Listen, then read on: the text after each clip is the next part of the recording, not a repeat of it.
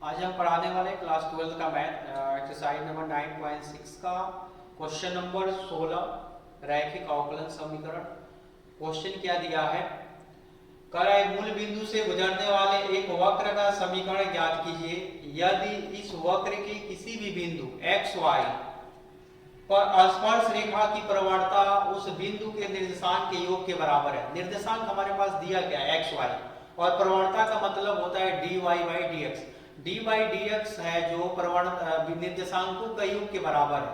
तो क्वेश्चन जो बोला है उसके हिसाब से चलते हैं अकॉर्डिंग टू क्वेश्चन। क्वेश्चन क्या बोला है कि कह रहा है उसका जो प्रवणता है dy by dx, इसको हम लोग प्रवणता बोलते हैं। जो प्रवणता है उसके निर्देशांकों का योग के बराबर। तो निर्देशांक दिया क्या है आपके क्वेश्चन में, x और y दिया है। ठीक है, तो हम इनको जोड़ लेते हैं x और y। ठीक, ये क्वेश्चन के हिसाब से हमने सॉल्व किया। अब हम लोग x को इधर लाएंगे, x को इधर लाएंगे तो क्या होगा, x को नहीं y को लाइए। y को जब इधर लाओगे तो dy अपान में dx minus y equal to क्या हो जाएगा x। ठीक है, उसके बाद हमारे पास क्या हो जाएगा dy अपान में dx। अब यहाँ प्लस लगा देंगे, यहाँ पे प्लस लगा के और माइनस 1 को अंदर कर लेंगे। इनटू में क्या लिख देंगे y इक्वल टू में x। उसके बाद हम अपने तरफ से एक समीकरण मानेंगे जिसका नाम है रैखिक अवकलन समीकरण। माना रैखिक अवकलन समीकरण, क्या नाम है उसका, dy अपान में dx प्लस में py इक्वल टू में q से तुलना कर देना।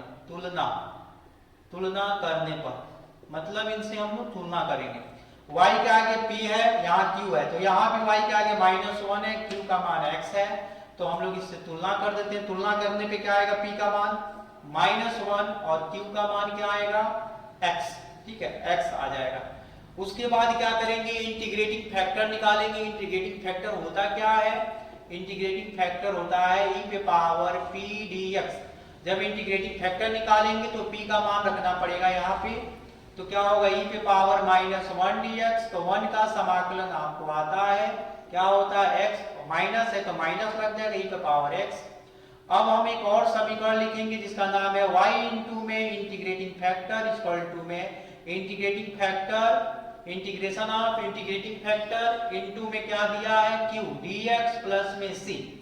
उसके बाद इंटीग्रेटिंग फैक्टर का मान रखते हैं। इंटीग्रेटिंग फैक्टर का मान क्या दिया, e पे पावर -x इक्वल टू, यहाँ भी क्या होगा e पे पावर -x, q का मान क्या दिया x, तो यहाँ लिख देते हैं q dx प्लस में c। उसके बाद हमारे पास क्या हो जाएगा, देखिए यहाँ पे डबल फंक्शन हो गया। डबल मतलब आइलेट का रूल लगाना पड़ेगा। आइलेट का मतलब आप समझ रहे होगे, आइलेट मतलब इन i का मतलब इनवर्स, l का मतलब लॉगरिथम, a का मतलब अलजेब्रा, t का मतलब ट्रिगो, e का मतलब एक्सपोनेंशियल। अब इसमें कौन सा पहला फंक्शन होगा, कौन सा सेकंड फंक्शन होगा, तो देखिए अलजेब्रा हमारा यहाँ पे x है, तो अलजेब्रा हमारा पहले आ रहा है। देखिए e क्या है, एक्सपोनेंशियल है, एक्सपोनेंशियल लास्ट में है और अलजेब्रा पहले है, तो अलजेब्रा पहला फंक्शन, एक्सपोनेंशियल दूसरा फंक्शन। तो तब हम लगा देंगे integrating by part. Integrating by part होता क्या है, लिखेंगे इंटीग्रेटिंग बाय पार्ट, लिखेंगे बाय इंटीग्रेटिंग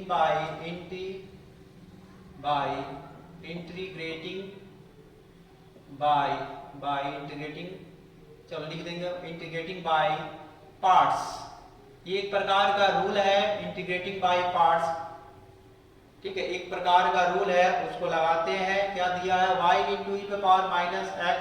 पहले फंक्शन को आगे लिखते हैं रूल में, e पे पावर -x का समाकलन करते हैं, फिर माइनस लगा देते हैं, होल इंटीग्रेशन लिखते हैं, बड़ा वाला ब्रैकेट का यूज करते हैं और जो पहला फंक्शन है उसका अवकलन कर लेते हैं। तो d अपान dx इंटू में x, फिर इंटीग्रेटिंग लगाते हैं, फिर इंटीग्रेशन लगाते हैं और दूसरा फंक्शन है उनका इंटीग्रेशन करते हैं, फिर dx और ब्रैकेट बंद कर देते हैं, फिर dx प्लस में c लिखेंगे। तो देखो, तो y into integrating y into में e पे पावर -x और e पे पावर -x का समाकलन e पे पावर -x होता है। लेकिन यहाँ पे x में -1 से गुणा हुआ है, इसलिए हम लोग बट्टे में भी -1 लिख देंगे। यहाँ पे देखिएगा ये सेम है तो कट जाएगा और इंटीग्रेशन ऑफ माइनस ई पे पावर एक्स का समाकलन ई पे power minus x minus one नीचे लिख देंगे। dx प्लस सी हो जाएगा। फिर क्या हो जाएगा y इंटू ई पे पावर माइनस एक्स, माइनस ऊपर आ जाएगा तो माइनस एक्स इंटू ई पे power minus x, minus minus क्या हो जाएगा यहाँ प्लस ई पे power minus x dx plus में c। उसके बाद क्या होगा y इंटू ई पे power minus x, minus x into e पे पावर माइनस एक्स। देखिए ई पे पावर माइनस एक्स का दोबारा हमें समाकलन करना पड़ेगा तो क्या आएगा प्लस में ई पे पावर माइनस एक्स, माइनस नीचे एक लिख देंगे, प्लस में क्या हो जाएगा सी। ठीक है, तो सी आ जाएगा।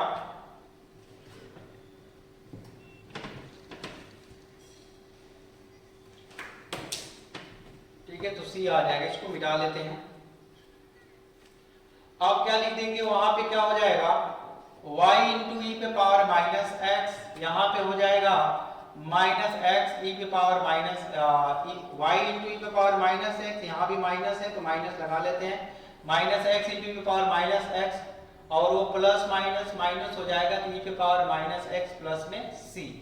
ठीक है, अब हम क्या कर लेते हैं, अब हम इसमें पुट करेंगे, क्योंकि हमारा जो समीकरण है, जो प्रवणता स्पर्श रेखा है, वो किससे होकर जा रही है, मूल बिंदु से होकर जा रही है, और मूल बिंदु होता क्या है, शून्य होता है, शून्य से।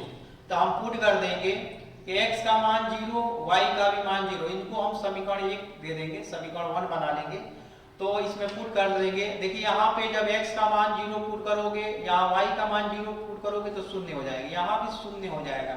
लेकिन जब यहाँ पे x का मान 0 पुट करोगे तो यहाँ शून्य हो जाएगा, प्लस में c, यहाँ शून्य, किसी भी संख्या के पावर अगर 0 होता है तो उसका मान 1 होता है, अगर यहाँ माइनस है तो माइनस 1 हो जाएगा, प्लस में c, 1 इधर आ जाएगा तो c का मान क्या हो जाएगा 1। अब इसको हम समीकरण 1 में रख लेंगे, समीकरण 1 में रखने पर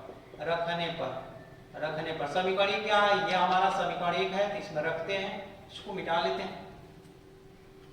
तो हम लोग समीकरण 1 में रखेंगे तो क्या हो जाएगा, रखिए तो c का मान 1 रखिए यहाँ पे जहां पे दिया है, ये क्या होगा y इंटू में ई पे power minus x is equal to minus x into e पे पावर माइनस एक्स, यहाँ भी क्या होगा माइनस ई पे पावर माइनस एक्स, c के जगह पे हम लोग रख लेंगे 1। ठीक है, इन दोनों में से क्या कॉमन है, चलिए इसको डिवाइड कर दीजिए प्रत्येक टर्म में, y is equal to minus x e पे पावर माइनस एक्स, यहाँ डिवाइड हो जाएगा तो माइनस ई पे पावर एक्स आ जाएगा, यहाँ भी डिवाइड करेंगे बट्टे में, प्रत्येक टर्म में करेंगे ई पे पावर माइनस एक्स को, यहाँ भी कर देंगे ई पे पावर माइनस, देखिए कट जाएगा, इससे भी कट जाएगा, y equal to minus x, यहाँ माइनस 1, ये ऊपर चला जाएगा तो ई पे पावर प्लस एक्स हो जाएगा, यही हमारा आंसर है। ठीक है।